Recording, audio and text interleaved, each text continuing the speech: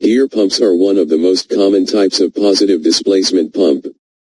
They operate by an unchanging volume of fluid passing between the teeth of two meshing gears and their casing at a constant rate.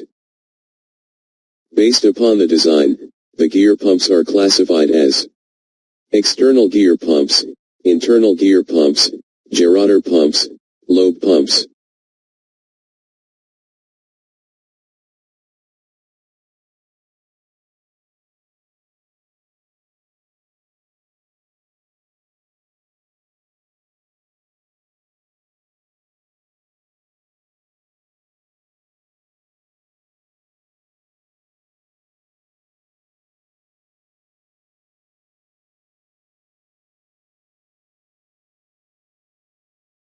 External gear pumps have two mating gear in a closed-fitted housing. One of the gear is connected to a drive shaft connected to the prime mover. The second one, the follower gear, is driven as it meshes with the driver gear. The external gear pump consists of the housing and two gears. One gear is rotated by the driver. This gear is called power or driver gear. The other gear moves because its teeth mesh with the teeth of driver gear. This gear is called driven or idler gear. There are three stages in an external gear pump's working cycle: filling, transfer and delivery. As the gears come out of mesh on the inlet side of the pump, they create an expanded volume. Liquid flows into the cavities and is trapped by the gear teeth as the gears continue to rotate against the pump casing. The trapped liquid is moved from the inlet to the discharge around the casing. As the teeth of the gears become interlocked on the discharge side of the pump, the volume is reduced and the fluid is forced out under pressure.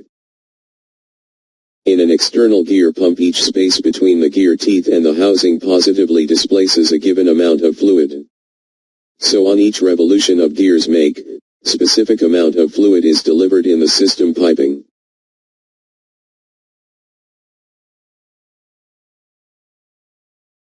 The internal gear pump consists of an inner and outer gear separated by a crescent-shaped seal. The inner gear has one or two teeth less than the outer gear. The two gears rotate in the same direction, with the inner gear rotating faster than the outer.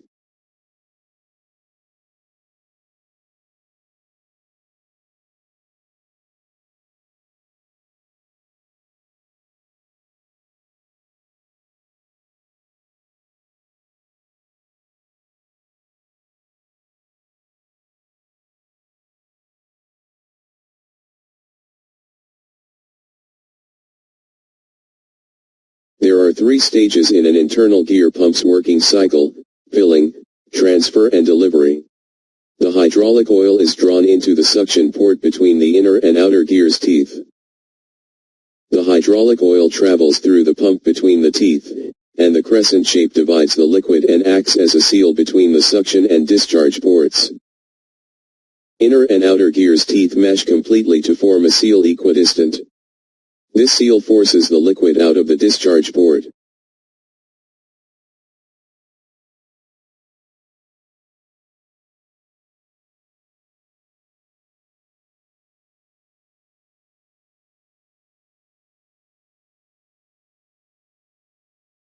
A gerotor is a positive displacement pump.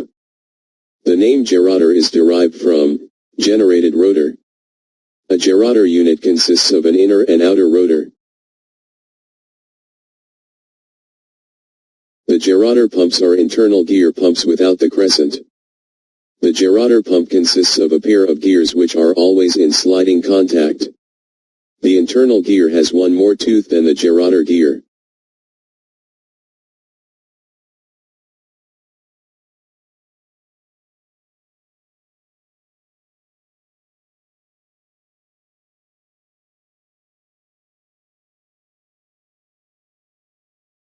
Oil is drawn into the chamber where the teeth are separating, and is ejected when the teeth start to mesh again.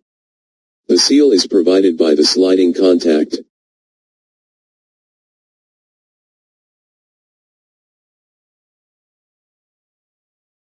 The lobe pump is a rotary, external gear pump. It differs from the conventional external gear pump in the way the gears are driven. In a gear pump, one gear drives the other.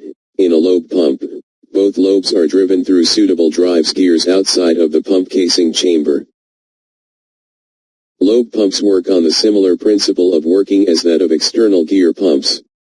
However, in lobe pumps, the lobes do not make any contact like external gear. Lobe contact is prevented by the external timing gears.